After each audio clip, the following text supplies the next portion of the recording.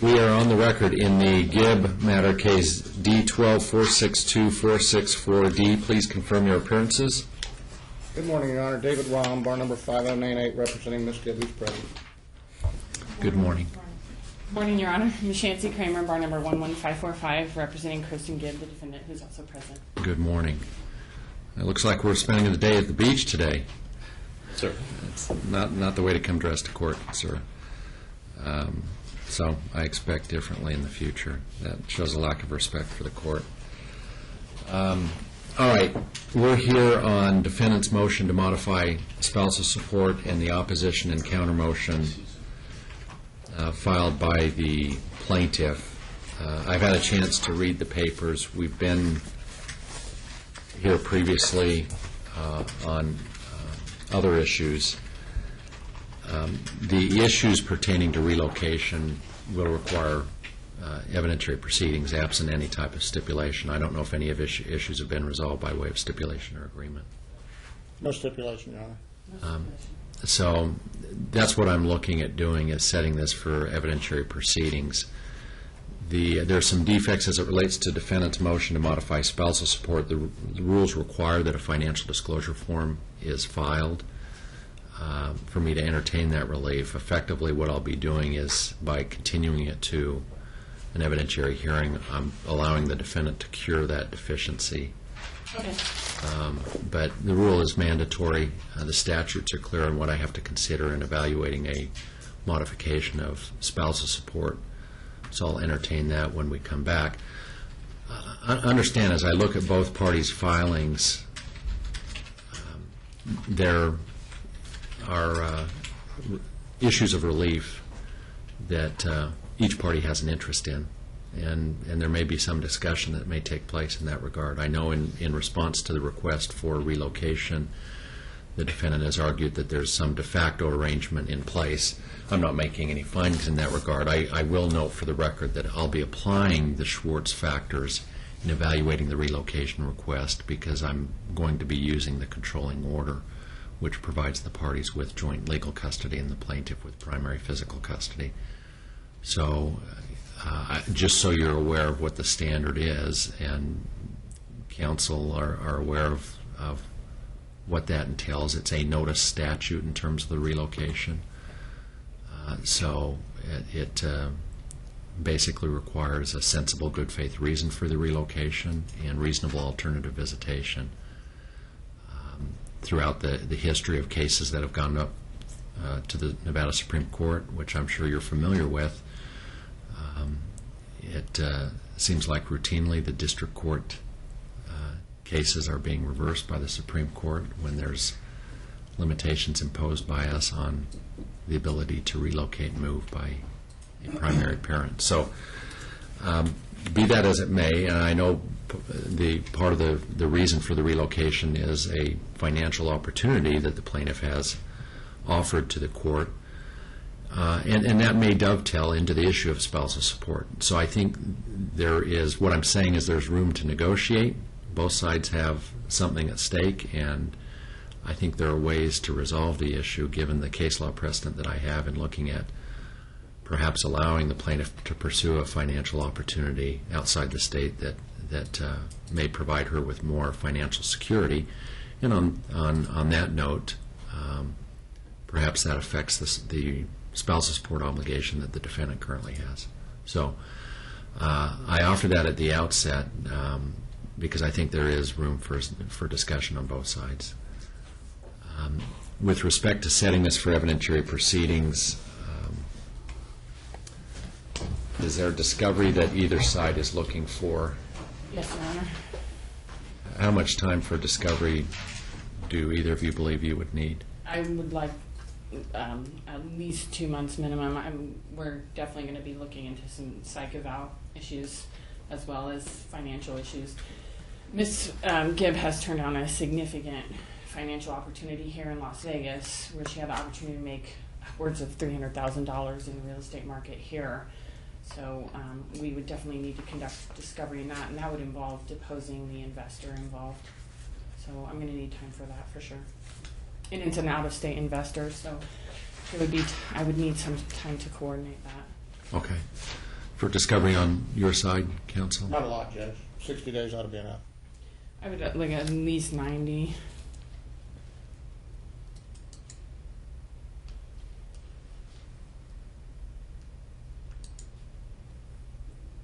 How much time do both of you anticipate for trial? I believe 1 day would do it. A full day? I think so. I'm looking at the type of issues that are going to be before the court. I think a full day would be warranted. That would each give you each 3 hours to put on your respective cases regarding the issues before the court. It would include the defendant's request to modify spousal support and plaintiff's request to relocate. And I understand with Zariah at 6 years of age, Zariah will be in school starting first grade or second grade? First grade. So given that the type of issue, I'm not going to set it before the school year begins, but recognize that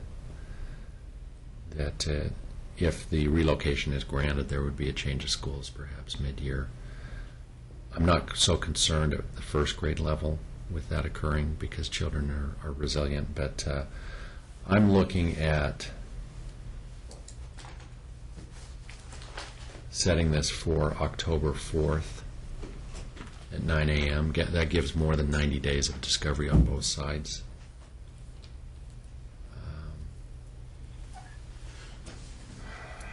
October 4th at 9 a.m. Pretrial memos are due on September 27th.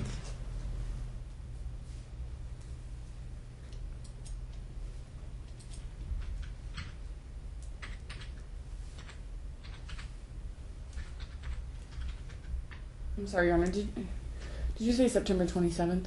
For pretrial memos, yes. Pretrial memorandum, yeah. Pretrial memorandum. And close of discovery would be what, Judge? Close of discovery will be September 20th.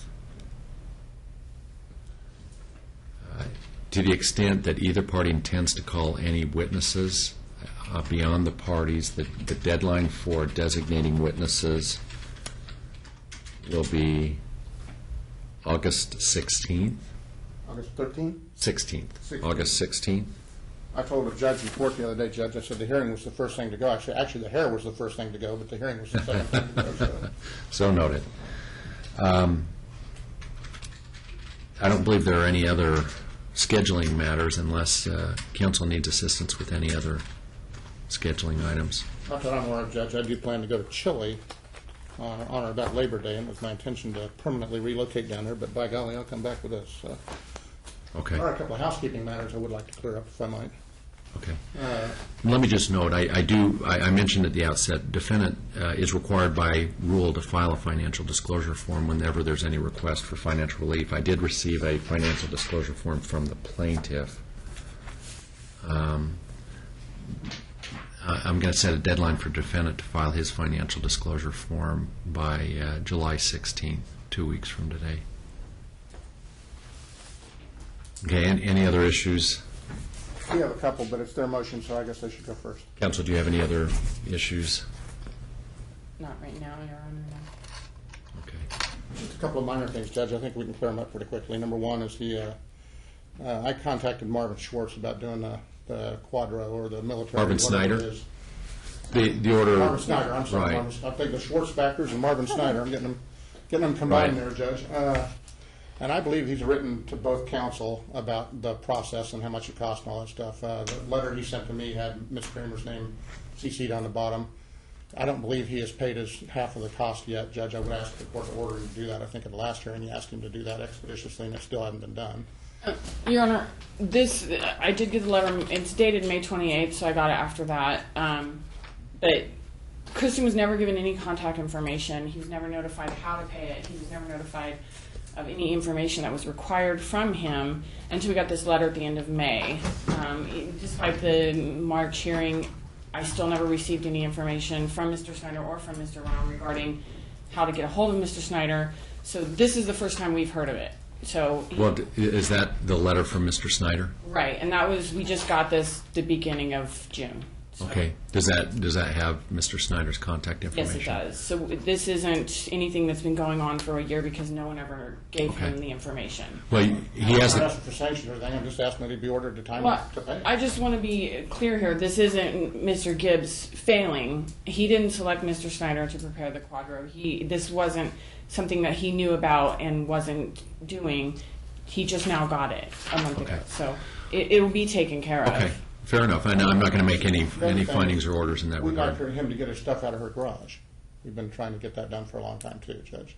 Well, communicate regarding those issues. I don't know that either of those issues were addressed in the papers filed with the court. So communicate. They are, actually. I think in our counter motion, they are addressed. We're asking for him to Yeah, get the removal of the items? right from the Okay. garage.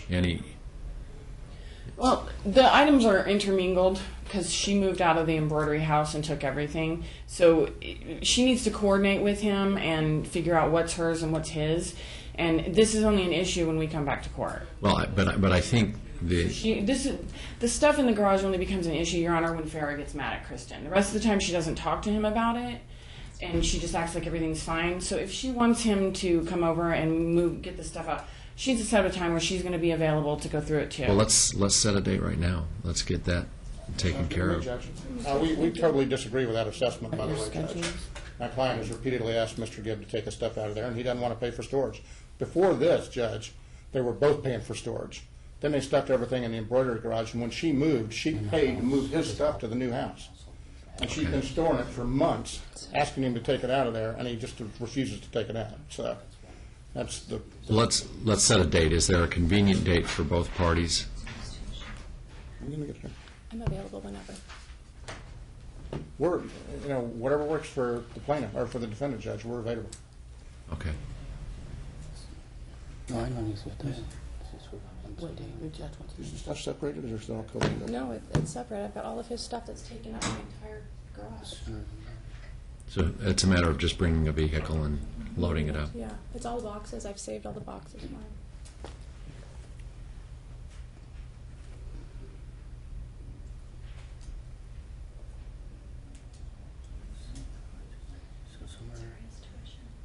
Somewhere next week. One at a time. No, I know, but I just want to. Okay. So, 17. Can we schedule it for the 17th of July? That'll give Kristen an opportunity to arrange for some. July 17th, that's a Wednesday. Yes. Any problem with that date? No. I think is that all right with us? July 17th? According to my schedule, you're not off. Are you going to take off? I'll have to take a day off work to do it. Okay, that's fine. Okay, we'll say July 17th at 10 a.m. July 17th, 10 a.m., that works, Judge. And we have one more issue, Judge, and then we're done. Okay. And that issue is that, as to our information, I believe he's still 2 months behind on paying for Zaria's schooling for this past year, and we'd ask him to be ordered to pay it. My client timely pays hers, and he should timely pay his. Your Honor, this was addressed in my response, and this is something that FAIR is well aware of. Kristen pays it online, and the school has a third-party collection system, and they pay as they go. It doesn't function well with his bank, and he pays all his bills online. It's very common in the military because when they're deployed, they can still pay their bills. So he pays everything online. It doesn't work well. A couple months he's paid Farrah directly for the schooling. It always gets paid. It's a non-issue, and it's already been ordered because it's part of the decree. So I think we're just rehashing old news. She knows it's going to get paid. Let me respond to that, Judge, and say he could mail him a check. He could go down to the church and give him a check. If he's given Farrah a check before, he could give her another check. It could have easily, I agree with Mr. McCramer, it could have easily been paid, Judge, but the fact of the matter is the school year is over, and my client has paid her half, and he still owes 2 months. And we're getting ready to start school again in August, Judge, and he's going to have to start paying again. And our concern is that he needs to pay it. And he can, I don't care if telegraph, telephone, I don't care how he gets it there. Pony Express, just needs to get it there, Judge. Well, the orders are what they are, and the request isn't to change anything that isn't already in existence. So the order is that the defendant needs to take care of that and make sure it gets paid. Whatever the payment arrangements are that are in place, I'm not hearing from the defendant that he's refusing to pay or that there's a problem in paying. You've indicated that it does get paid, but it is with defendant in town. It needs to get taken care of. And it is, Your Honor. She's aware of the issue with the payment, and she knows that it's going to be paid. This is just a manufactured issue. Well, is there any...